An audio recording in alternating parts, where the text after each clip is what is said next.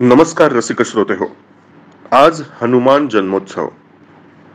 त्यानिमित्त गीत रामायणात हनुमंतावरती आधारित अशी काही सुंदर गीतं आहेत. त्या निवडक गीतांचं रसग्रहण सौ योजनगंधा जोशी यांनी केलेलं आहे आणि तेच मी तुम्हाला आज वाचून दाखवणार आहे. असा हा एकच श्री हनुमान. श्रोते हो, हनुमंत हा अत्यंत बलशाली आणि शूरवीर असा कपिश्रेष्ठ आहे. त्याच्या जन्माची कथा खूप आगळी आहे. ज्यावेळी महाराज दशरथांनी पुत्र कामेष्टी यज्ञ केला तेव्हा त्यातून प्रकट झालेल्या यज्ञ पुरुषाने त्यांना पायसदान दिले, जे खाऊन त्यांच्या तीनही राण्या गर्भवती राहणार होत्या. ते पायस घेऊन दशरथांनी त्याचे 3 भाग तिघींना दिले होते, पण कैकेयीच्या हातातील पायसाचे पात्र घारीने झडप मारून नेले होते. तिकडे अरण्यात अंजनी नावाची वानरी तपश्चर्येला बसलेली होती. तिलाही पुत्र हवा होता. त्यासाठी ती भगवान शंकराची आराधना करत होती. तेव्हा आकाशात उडणाऱ्या घारीच्या पंजातून ते पायसाचं पात्र खाली पडलं आणि थेट अंजनीच्या हातात आलं. भगवान शंकरांनी आपल्याला हा प्रसादच दिला काही जणू असं समजून तिने तो मोठ्या श्रद्धेनं ग्रहण केला. त्यानंतर ती गर्भवती झाली. म्हणूनच रामनवमी नंतर 6 दिवसांनी चैत्र पौर्णिमेला हनुमंताचा जन्म झालेला आहे. हनुमंत हा जन्मताच अत्यंत बलशाली आणि चपळ होता. त्याच्या शौर्याच्या आणि शक्तीच्या कथा आपण या गीतातून पाहणार आहोतच.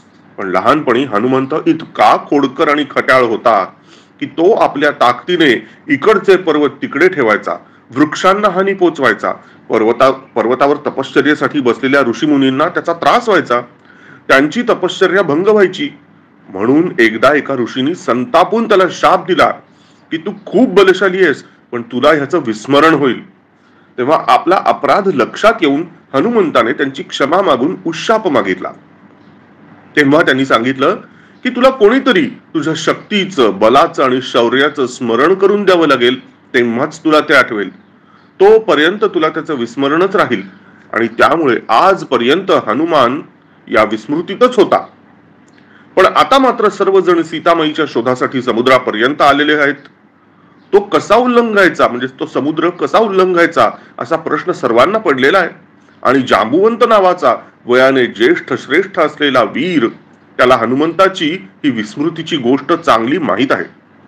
हनुमंत हा एकटाच हा समुद्र उल्लंघून जाण्यास समर्थ आहे याची कल्पना त्याला आहे. आणि म्हणूनच तो पुढे येऊन हनुमंताला त्याच्या ताकदीचं स्मरण करून देत आहे. तो म्हणतोय, तरुण जो जाईल सिंधू महान असा हा एकच श्री हनुमान. भुजंग धरुनी दोन्ही चरणी झेपे सरशी समुद्र लंघुनी. गरुड उभारी पंखा गगनी. भुजंग धरुनी दोन्ही चरणी झेपे सरशी समुद्र लंघुनी. गरुड उभारी पंखा गगनी. गरुडाहून बलवान असा हा एकच श्री हनुमान. असा हा एकच श्री हनुमान. श्रोते हो, जांबुवंत हा सेनेतील सर्वात श्रेष्ठ वीर आहे. त्याला हनुमंताच्या ताकदीचं ज्ञान आहे. त्याच्या विस्मृतीबद्दलही ठाऊक आहे. हा अथांग समुद्र उल्लंघून जाण्याचं सामर्थ्य केवळ आणि केवळ हनुमंतामध्येच आहे असा ठाम विश्वास त्याला आहे. आणि म्हणूनच तो म्हणत आहे, तरुण जो जाईल सिंधू महान असा हा एकच श्री हनुमान. श्रोते हो, हनुमंताच्या अंगी जे अफाट बल आहे, सामर्थ्य आहे, त्याची तुलना होऊच शकत नाही. पायामध्ये भुजंग धरून जेव्हा तो आकाशामध्ये उड्डाण करेल तेव्हा एका झेपेत तो समुद्र पार करेल, इतकी मोठी भरारी त्याच्या झेपेमध्ये असेल असे जांबुवंत म्हणत आहे. शिवाय पक्षांमध्ये ज्येष्ठ श्रेष्ठ गरुड राज, त्याची भरारी जशी उत्तुंग असते तशी भरारी श्रोते हो हनुमंताच्या तुल्यबळ बलवान असा कुणीच नाही. एखादा गरुड आपल्या दोन्ही चरणांमध्ये महाप्रचंड भुजंग घेऊन आकाशामध्ये झेप घेतो, अशा महाबलशाली गरुडापेक्षाही उंच भरारी घेण्याची क्षमता हनुमंतामध्ये आहे. तो एका झेपेतच समुद्र उल्लंघून जाईल. शिवाय गरुडाची भेदक नजर त्याच्याकडे आहे, त्यामुळे सीतेचा शोधही त्याला लागेल याची खात्री जांबुवंताला आहे. तो पुढे म्हणत आहे, अंजनीचा हा बलाढ्य आत्मज. बघा, अंजनीचा हा बलाढ्य आत्मज हा अनिलाचा सुपुत्र क्षेत्रज, निजशक्तीने ताडील दिग्गज, बलशाली धीमान असा हा एकच श्री हनुमान, असा हा एकच श्री हनुमान. हनुमंत हा अंजनीच्या पोटी जन्माला आलेला आहे हे खरं, पण तो अनिल म्हणजे वायूचाही पुत्र आहे. अंजनीने पुत्रप्राप्तीसाठी स्वतःच्या तपोबलाने वायूचे स्मरण केले. शिवाय पायसाचे पात्रही वायुमार्गानेच घारीने तिच्यापर्यंत पोहोचवले. त्यामुळे तो अनिलाचा पुत्र आहे. वायू हे पंचतत्वातील अतिशय महत्वाचं तत्व आहे. सृष्टी संवर्धनासाठी वायू तत्व अत्यंत आवश्यक आहे. कारण जीवाला गरजेचा असलेला प्राणवायू हा त्या वायूमध्येच आहे. तेच वायू तत्व संपूर्ण सृष्टीला जगवतं. अशा महान वायू तत्वाचा हनुमंत हा पुत्र आहे. तो महाबलशाली आणि अतिशय चपळ आहे. स्वतःच्या शक्तीने कितीही बलाढ्य शत्रूचे, कुठल्याही दिग्गजांचे ताडण करण्याची क्षमता त्याच्यामध्ये आहे. वायू कोपल्यानंतर जसा सृष्टीचा विध्वंस होतो, तसेच हनुमंताच्या कोपापुढे कोणीही टिकू शकत नाही. असा हा अत्यंत बलशाली वायुपुत्र आकाश मार्गाने समुद्र उल्लंघून जाण्यास आणि सीतामाईचा शोध घेण्यास सर्वार्थाने समर्थ आहे, असे जांबुवंत सर्वांना म्हणत आहे. माता अंजनी आणि पिता वायूचा पुत्र असलेला हनुमंत हा अत्यंत बलाढ्य, शक्तिशाली, महाचपळ असा आहे. तो इतका बलवान आहे की त्याच्या समोर कितीही मोठा शत्रू उभा राहिला तरी त्याला नामोहरम करण्याची ताकद त्याच्यामध्ये आहे. असा हा महापराक्रमी हनुमंतच देवी सीतेचा शोध लावेल याची पूर्ण खात्री जांबुवंताला आहे. आणि म्हणूनच तो पुढे म्हणत आहे, सूर्योदयी हा वीर जन्मला, त्रिशत योजने नभी उडाला. सूर्योदयी हा वीर जन्मला, त्रिशत योजने नभी उडाला. समजून या फळ रविबिंबाला, धरू गेला भास्वान असा हा एकच श्री हनुमान. हनुमंताचा जन्म सूर्योदयाच्या वेळी झालेला आहे. त्यावेळी आकाशामध्ये सूर्याची लाल सोनेरी किरणे दिसत आहेत. जन्माला आल्या आल्या भूक लागली म्हणून जेव्हा त्याने इकडे तिकडे पाहिलं तेव्हा आकाशामध्ये दिसणारा हा लाल गोळा म्हणजे आपल्याला खाण्यासाठी असलेलं फळच जणू काही आहे असं त्याला वाटलं. आणि त्या क्षणी त्यांनी आकाशात उंच झेप घेतली, इतकी की त्रिशत योजने म्हणजे 300 योजने तो उंच झेपावला. आणि आतापर्यंत जे धाडस कोणी केलेलं नाही, करू शकलेलं नाही, ते धाडस तो करू पाहत आहे. तो सूर्याला खाऊ पाहत आहे. त्यासाठीच त्याने आकाशामध्ये इतकी उंच झेप घेतली आहे. सूर्याला धरू पाहण्याचं धाडस, शौर्य हनुमंत जन्माला आल्या आल्या करू पाहत आहे. यावरूनच त्याच्या दिव्य अलौकिक शक्तीची कल्पना आपण करू शकतो. असा हा महापराक्रमी हनुमान, याच्यासारखा समुद्र उल्लंघून जाण्यास समर्थ असं दुसरा या त्रिकंडात कोणी नाही, असे जांबुवंत म्हणत आहे. या प्रसंगाचं सुंदर सुरेख वर्णन जांबुवंत करत आहेत. ते पुढे म्हणतात, बालवीर हा रविते धरिता, भरे कापरे तिन्ही जगता. बालवीर हा रविते धरिता, भरे कापरे तिन्ही जगता. या इवल्याशा बाळा करिता, वज्रधरी मघवान असा हा एकच श्री हनुमान, असा हा एकच श्री हनुमान. श्रोते हो, जांबुवंत सांगत आहेत, हनुमंताने आकाशात झेप घेतली आणि आता तो रविबिंबाच्या अगदी जवळ पोचलेला आहे. रविबिंबाला त्याने हातात घेतले तेव्हा सृष्टीत हाहाकार माजला, कारण सूर्याशिवाय सृष्टी जगूच शकत नाही. सूर्य हा विश्वपालनातील एक अत्यंत महत्वाचा भाग आहे. तोच नसेल तर सृष्टीचे अस्तित्व संपून जाईल. या केवळ विचारानेच तिन्ही जगांना म्हणजे पृथ्वी, स्वर्ग आणि पाताळ या तिन्ही लोकांना कापरे भरले. सगळीकडे भीतीचं वातावरण निर्माण झालं. देवांचा अधिपती इंद्राला तर काळजी पडली की आता काय करावं. तेव्हा त्यांनी सूर्याला या महातेजस्वी महापराक्रमी बालवीराच्या हातून सोडवण्यासाठी आपलं शस्त्र म्हणजेच वज्र हाती घेतलं. श्रोते हो, इवल्याशा बालकासाठी देवांचा राजा इंद्रालाही आपलं वज्र हाती धरावं लागलं. यावरूनच बाल हनुमंताच्या पराक्रमाची आपल्याला कल्पना येते. अशा या बालवीर हनुमानाच्या शौर्याची कथा जांबुवंत सांगत आहे. तो पुढे म्हणत आहे, देवेंद्राच्या वज्राघाते जरा दुखापत होय हनुते.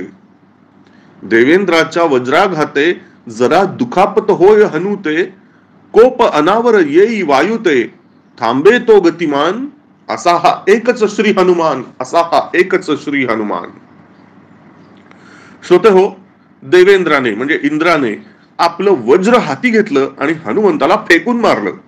देवेंद्राच्या वज्राघाताने हनुमंताच्या हनवटीला थोडीशी दुखापत झाली आणि तो बेशुद्ध होऊन खाली कोसळला. हनवटीला जखम झाल्यामुळेच त्याचे नाव हनुमंत असे पडले. आता पहा श्रोते हो, आपल्या मुलाला जर कोणी रागावलं, मारलं, तर कोणत्याही पित्याला जसा राग येतो ना, अगदी तसंच इथे वायुदेवांचं झालेलं आहे. हनुमंत हा त्यांचा पुत्र आहे आणि त्यामुळे इंद्राणी आपल्याला नुकत्याच जन्मलेल्या बाळाला असं वज्राघातानं जखमी केलेलं पाहून वायुदेवांना प्रचंड संताप आलेला आहे. त्यांनी आपले वाहनच थांबवलेलं आहे. वायूची गतिमानता एकदम शांत झालेली आहे. ज्या क्षणी वायुदेव थांबले त्या क्षणी सृष्टीमध्ये पुन्हा हाहाकार माजला, कारण ते प्राणवायू देतात. त्यांच्यामुळे सृष्टी श्वास घेऊ शकते. पंचतत्वातील अत्यंत महत्वाचं तत्व म्हणजेच वायू हा आपल्या पुत्रासाठी हनुमंतावरील प्रेमापोटी देवेंद्रांवर कोपित होऊन थांबल्याने सृष्टीमध्ये सगळीकडे हाहाकार पसरल्याचं जांबुवंत सर्वांना सांगत आहेत. आणि हनुमंताच्या शौर्याची कथा संपूर्ण वानरसेना भावविभोर होऊन ऐकत आहे. या सर्व प्रसंगाचं अत्यंत सुरेख सुंदर वर्णन जांबुवंत करत आहेत. ते पुढे सांगतायत, पवन थांबता थांबे जीवन, देव वायूचे करीती सांत्वन, पुत्रा ते वर त्याचा देऊन, गौरविती भगवान, असा हा एकच श्री हनुमान, असा हा एकच श्री हनुमान. श्रोते हो, पुत्र प्रेमामुळे वायुदेवांनी आपली गतिमानता थांबवली. ते थांबले तशी ती सृष्टी थांबली, जीवन थांबलं. सर्व देव काळजीत पडले. सृष्टीचे रक्षण करणे आता गरजेचे होते. अशा वेळी सर्व देव पवन देवांचे सांत्वन करू लागले, त्यांची प्रार्थना करू लागले. सृष्टीच्या हितासाठी पवन देवांचा कोप शांत करण्याचा प्रयत्न करू लागले. पण ते शांत होण्याचे काही चिन्ह दिसेना. तेव्हा भगवान विष्णूंनी हनुमंताला चिरंजीव होण्याचा आशीर्वाद दिला. आशीर्वाद देऊन हनुमंताच्या शौर्याचं कौतुक केलं, त्याचा गौरव केला. तेव्हा कुठे वायुदेवांचा कोप शांत झाला आणि सृष्टीचक्र पुन्हा सुरू झालं. वायुदेवांबरोबर ते पुन्हा गतिमान झालं. अशा महापराक्रमी दोन्ही पिता पुत्रांना माझे साष्टांग नमस्कार. या प्रसंगाचे अत्यंत सुरेख वर्णन जांबुवंत करत आहेत. ते म्हणतात, शस्त्र न छेदिल या समरांगणी, विष्णुवराने इच्छामरणी. शस्त्र न छेदिल या समरांगणी, विष्णुवराने इच्छामरणी, ज्याच्या तेजे दीपे दिनमणी, चिरतर आयुष्मान, असा हा एकच श्री हनुमान. श्री विष्णूंनी हनुमंताला जो वर दिलेला आहे त्याचं वर्णन जांबुवंत करत आहेत. तो सांगत आहे, हनुमंत जेव्हा समरांगणावर उभा राहील तेव्हा कोणत्याही शस्त्राने त्याचा मृत्यू होणार नाही. कोणतेच शस्त्र त्याला छेदू शकणार नाही. इतका तो अभेद्य आहे. त्याच्या तेजाने स्वयं तेजस्वी दिनमणी म्हणजेच सूर्य सुद्धा दिपून जाईल. इतका तो तेजस्वी असेल. आणि शिवाय इच्छामरणी असेल. त्याला जेव्हा मृत्यू स्वीकारावाचा वाटेल तेव्हाच त्याला मृत्यू येईल. तोपर्यंत तो चिरंतन आयुष्मान असेल, चिरंजीव असेल. असे अत्यंत महत्वपूर्ण वर श्री विष्णूंनी हनुमंताला दिलेले आहेत. खर तर हनुमंत हा ही श्री विष्णूंचाच अंशच म्हणावा लागेल, कारण यज्ञ पुरुषाने दिलेल्या पायसातील कैकईचा हिस्सा अंजनीने ग्रहण केलेला होता. त्यामुळे ते दिव्यत्व, ते अलौकिकत्व, ते शूरत्व घेऊनच तो जन्माला आलेला आहे. आणि जन्मल्याच त्यांनी स्वतःच्या अलौकिकत्वाचा दाखला देऊन श्री विष्णूंकडून चिरंजीवत्वाचा वर प्राप्त करून घेतलेला आहे. अशा परम तेजस्वी चिरंजीव हनुमंताला माझे कोटी कोटी प्रणाम. श्रोते हो, ज्या हनुमंताला बालपणीच त्याच्या शौर्यामुळे चिरंजीवत्वाचा आशीर्वाद साक्षात भगवान विष्णूंकडून मिळाला, त्या हनुमंताच्या अलौकिकत्वाबद्दल काय बोलावं. परंतु हा शूरवीर योद्धा ऋषींच्या शापामुळे आपली शक्ती, आपलं सामर्थ्य विसरून गेला होता. पण आपले स्वामी श्रीराम यांच्या भेटीनंतर हनुमंताला त्याचे स्मरण झालेले आहे आणि जांबुवंत ही त्याला दुजोरा देत पुढे म्हणत आहे, करी हनुमंता निश्चय मनसा, सामान्य न तू या कपिजनसा, उचल एकदा पद वामनसा. करी हनुमंता निश्चय मनसा, सामान्य न तू या कपिजनसा, उचल एकदा पद वामनसा, घे विजयी उड्डाण, असा हा एकच श्री हनुमान, असा हा एकच श्री हनुमान. श्रोते हो, ज्या हनुमंताने जन्मल्या त्रिशत योजने आकाशात उंच झेप घेतली, ज्याला श्री विष्णूंनी चिरंजीवत्वाचा वर दिला, ज्यांच्या तेजाने दिनमणी म्हणजे सूर्यही दिपून जाईल असे सांगितले, त्या हनुमंताला हा विशाल समुद्र पार करणे अशक्य असेल का? हे जाणूनच जांबुवंत हनुमंताला म्हणत आहे, हनुमंता, या इतर वानरांच्या सारखा तू काही सामान्य वानर नाहीस. तुझ्याकडे प्रचंड सामर्थ्य आहे.